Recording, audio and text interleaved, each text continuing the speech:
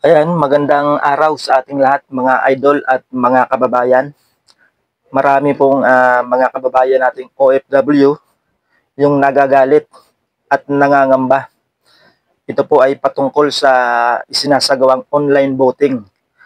Kasi yung kanilang yung mga pangalan ng kanilang binotong kandidato ay hindi po tugma doon po sa lumalabas mga idol. Ayan, pakinggan po natin itong naging pahayag nitong isang babaeng OFW.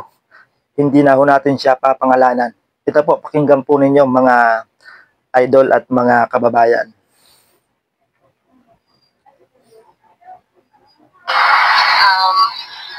Nag-start lahat yung online votings ng OFWs. Nakapanghina at nakakagalit kasi hindi akma yung result ng balota namin sa binoto namin, which is may mga resibo lahat. Yung binoto namin, tapos yung nakalagay sa result of my ballot of your ballot. Now, out of 12 na binoto ko, yung pumasok lang is 3 or 4.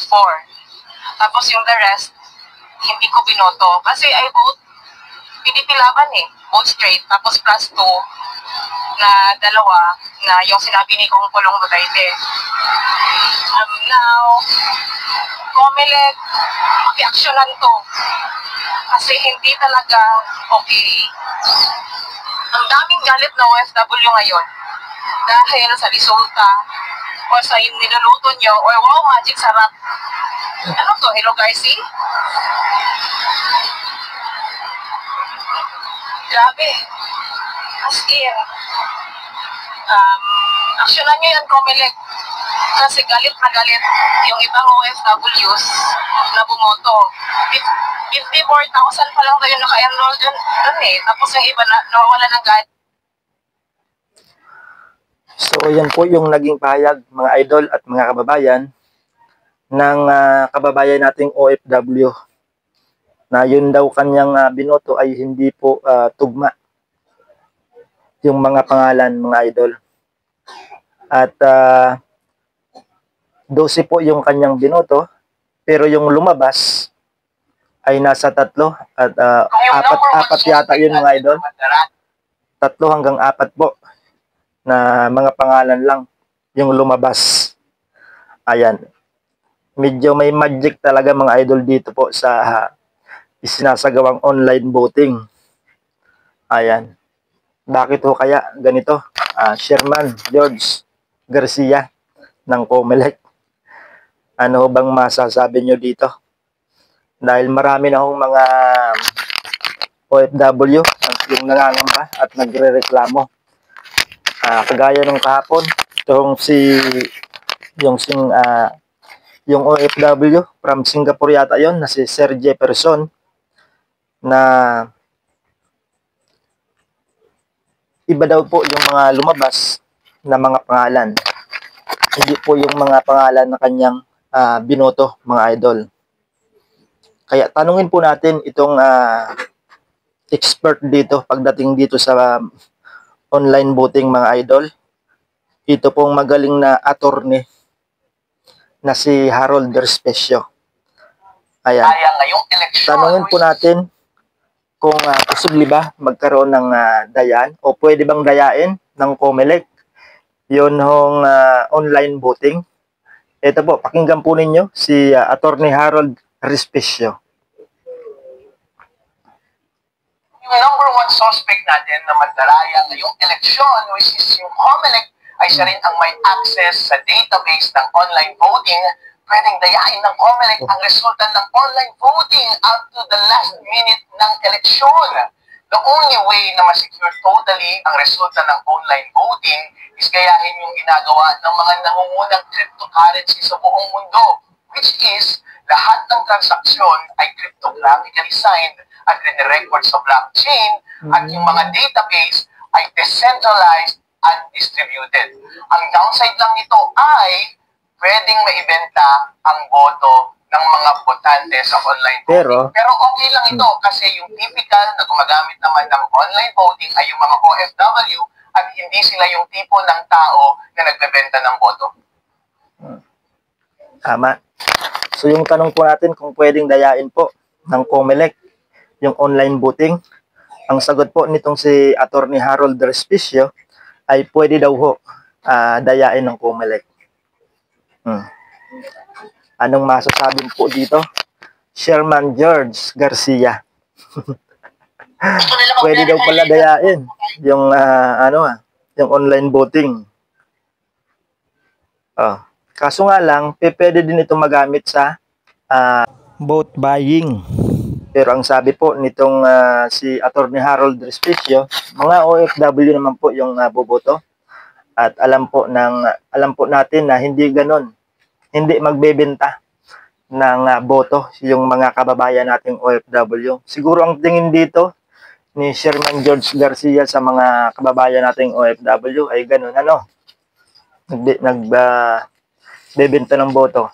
Papayag ba kayo mga idol at mga kababayan naming OFW na ganun yung tingin sa inyo nitong Sherman ng COMELEC na si Sherman George Garcia?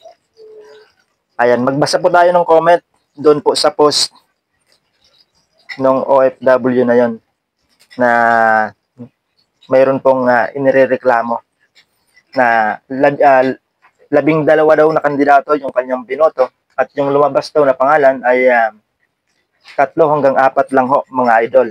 So talagang may magic sarap po na nagaganap sa online voting. Ito, magbasa tayo ng komento. Stop online voting. Malaking kalokohan lang ginagawa nila. Takot sila dahil halos lahat ng OFW PDP laban. Please mga kababayan, try to formally write a petition to the COMELEC. Ayan na, Sherman George Garcia. With regards to the irregularities.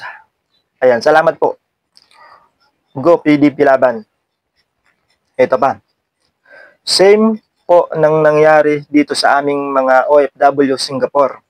Login, ballot ID or QR code, dapat expert mo yung mga name ng binoto mo, pero iba yung lumabas. Talagang may magic sarap. Ito pa. Mag-file na ang PDP laban ng pre-election protest para mag-decide Supreme Court ng failure of election. It will be a massive cheating to accomplish 12-0 in favor of government candidates. Ito pa. Totoo talaga sinabi ni Attorney Respicio na madadaya ang eleksyon pag nakakonect sa internet. Palpak naman ang COMELEC dito. Wala nang tiwala ang mga tao sa COMELEC. Ayan po yung sabi nitong nag-comment. Tuwang-tuwa na si Bangag. Alam niyo na po kung sino yung si Bangag. Diyan, kaya kampante siya sa 12-0. Kaya pala, yun yung sinabi niya noong nagsisimula yung kampanya ng alyansa. Ito pa. COMELEC, ibalik mo ang pera ni Bangag. Binayad sa'yo. Kung ayaw nyo, magkagulo ang Pinas. Masyado halata ang pandoloko nyo. Ang galit na yung taong bayan, mga idol. Hindi pwede ang ganyan. Parang niloloko nilang nila ang mga tao. COMELEC Garcia, may sagutin ka dyan. Alak ka. Nako. Lagot ka. Marami yung nagagalit sa inyo. Expected na yan. Walang pake ang COMELEC niyan. Nag-demand na lang ng manual counting. Naka-automatic na sa settings yan sa system ng COMELEC. How much kaya? Magkano daw kaya? Automatic na pala nasa settings na ng system ng COMELEC. Ganun ba yun? Kaya pala iba yung resulta na lumalabas mga idol. Correct, useless pa rin ang boto dito sa abroad. Huwag muna bumoto. Paano ba yan? Hindi na kayo dapat pagkatiwalaan, Comelec. Wala nang tiwala. Cheater daw ho kayo. Sabi nitong isang nag-comment. I told you nga, may daya. Kaya ang Comelec ay sa kanila. Ang kapal ng muka ni, panggiting ko, Marcos administration. Galit na ho yung taong bayan sa Marcos administration. Kasi mayroong nagaganap na magic. Stop vote online, guys. Pag ganyan, wag muna magboto.